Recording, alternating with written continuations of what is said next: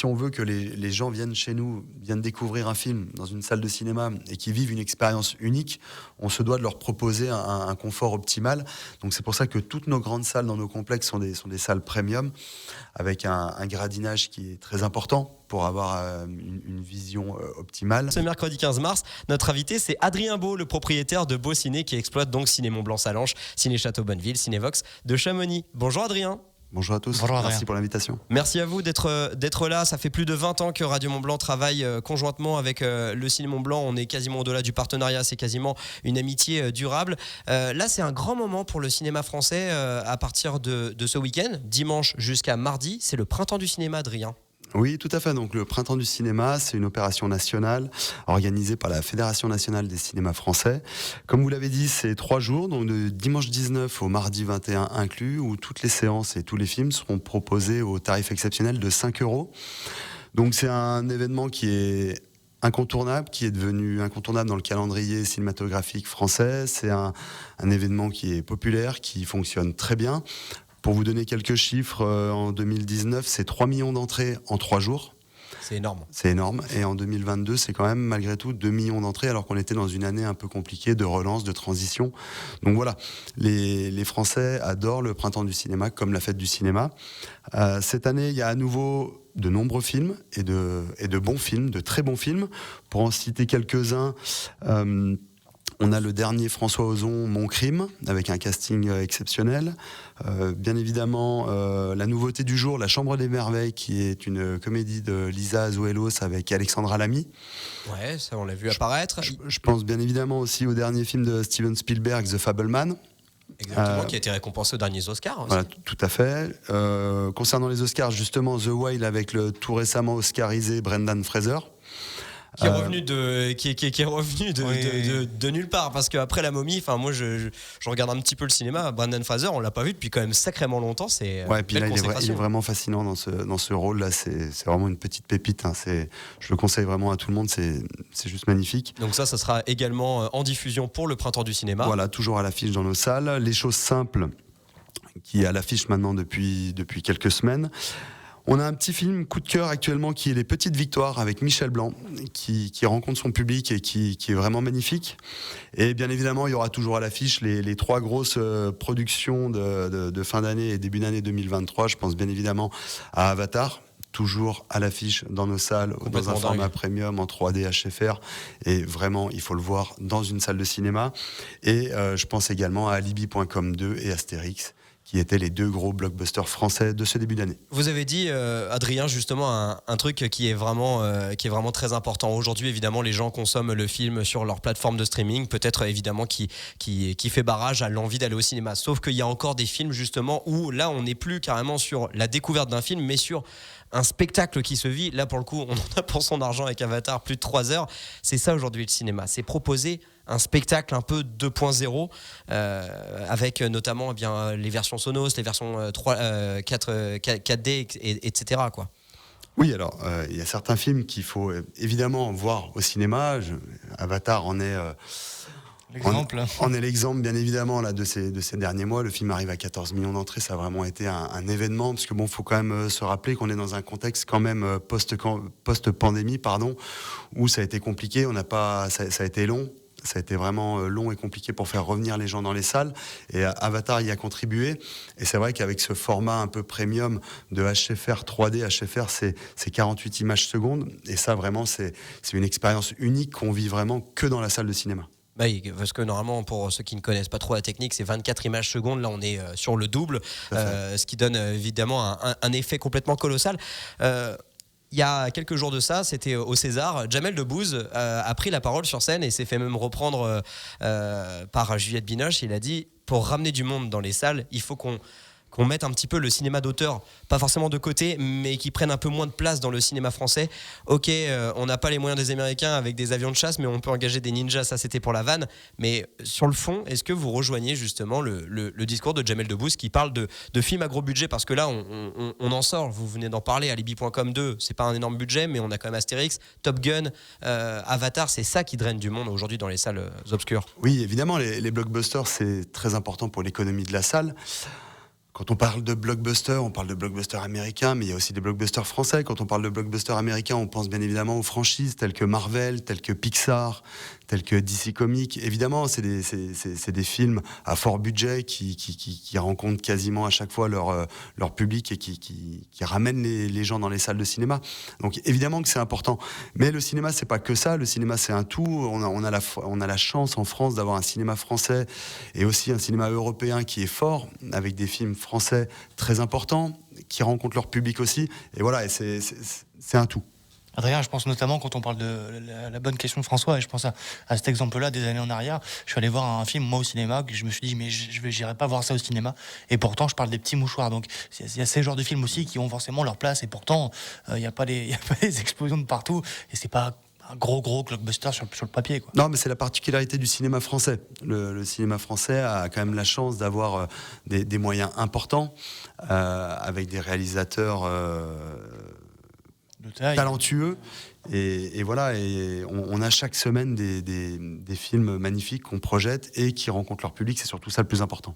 L'état du secteur, donc évidemment on vient d'en parler avec des films quand même qui font de jolis records, hein. Astérix qui est en bonne voie pour dépasser les 5 millions, Alibi.com 2 qui se porte bien, on a eu donc des blockbusters, ça ramène un petit peu de monde dans les salles. Ça se passe comment chez Beau Ciné? Oui, c'est à l'image de ce qui se passe au niveau national, hein. 2022 a été une année de transition, de relance. Au niveau national, 2022, c'est 152 millions d'entrées. C'est quand même malgré tout 60% de plus qu'en 2021. Bon, alors c'est pas encore au niveau de 2017, 2018, 2019 où la moyenne était aux alentours de 200 millions d'entrées. Mais là, on est vraiment sur une dynamique positive depuis la fin de l'année 2022, depuis le mois d'octobre, mois de novembre.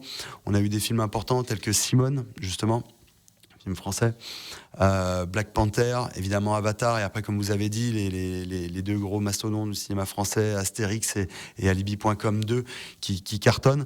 Donc là, on est vraiment sur une dynamique positive, et 2023, il y a beaucoup de films de prévus, beaucoup de gros films de prévus, à la fois des films américains comme des films français. Je pense justement, on en parlait juste avant, là, les Trois Mousquetaires, qui est très très très attendu. Oui, une grosse production cool. française avec un distributeur français, Pathé en l'occurrence, et on attend énormément de ce film. Vincent Cassel, Romain Duris, François Cluzet, François Civil.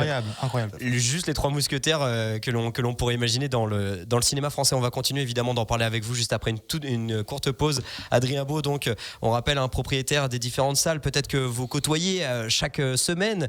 Ciné Mont-Blanc-Salange, Ciné Château-Bonneville, Cinévox de Chamonix. Aujourd'hui, pour aussi vivre du cinéma, il faut proposer des événements, des avant-premières, des trucs super cool. Et justement, on a une petite surprise. On en reparlera avec Adrien Beau dans quelques instants. À tout de suite. On continue de parler du cinéma français, de sa bonne santé et aussi et surtout du cinéma de nos pays de Savoie. Ciné Mont-Blanc-Salange, Ciné Château-Bonneville, Cinévox de Chamonix, Ciné Léman aussi de Thonon. Adrien Beau en est propriétaire avec ses équipes et vous propose bien des choses super sympas, des avant-premières, des événements. On en reparlera dans un second temps.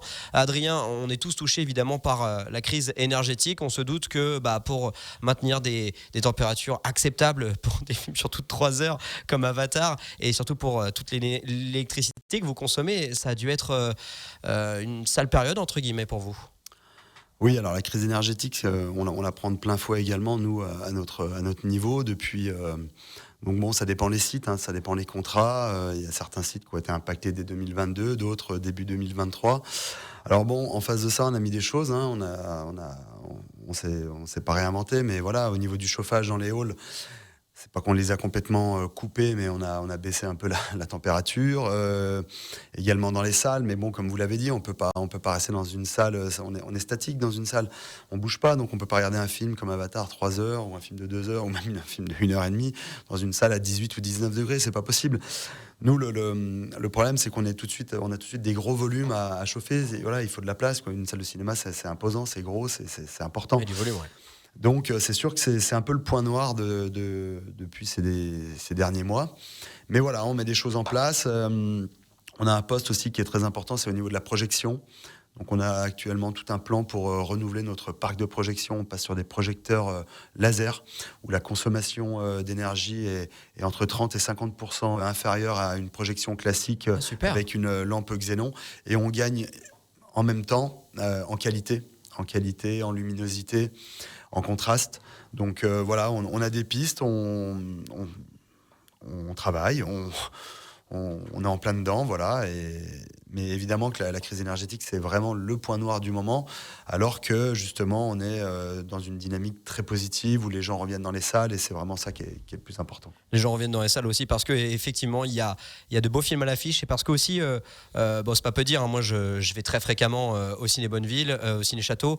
Les salles sont premium aussi, ça fait partie de l'expérience, des sièges par exemple amoureux, des sièges un petit peu inclinés, un son complètement dingue. Ça fait partie aussi aujourd'hui du positionnement de Beau Ciné, de proposer vraiment une expérience avec des salles premium, comme on peut l'appeler. Oui, aujourd'hui, on se doit d'avoir des salles très qualitatives.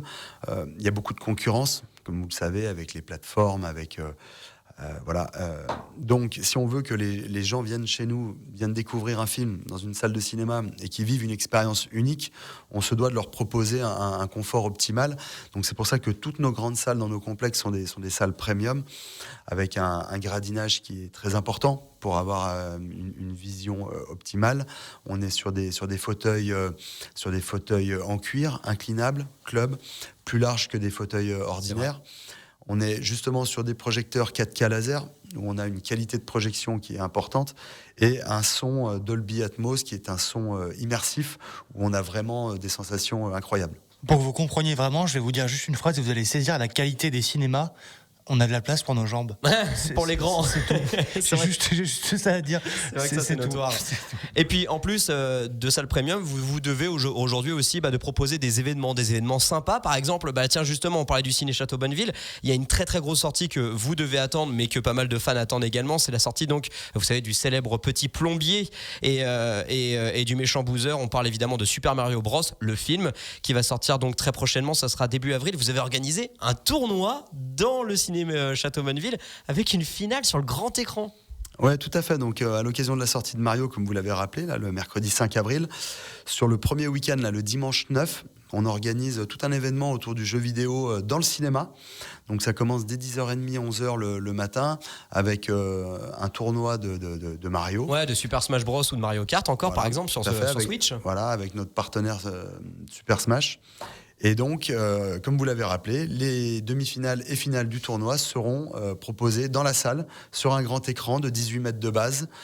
Et je pense que ça va être très très sympa. Ouais, ça c'est un rêve à mon avis pour beaucoup, de jouer à la console sur un grand écran. Comment on s'inscrit? C'est tout simplement directement sur le site de Ciné Château. Tout à fait. Ou sur le site, ou directement sur place. N'hésitez pas à vous rencarder. Ça sera le dimanche gaming.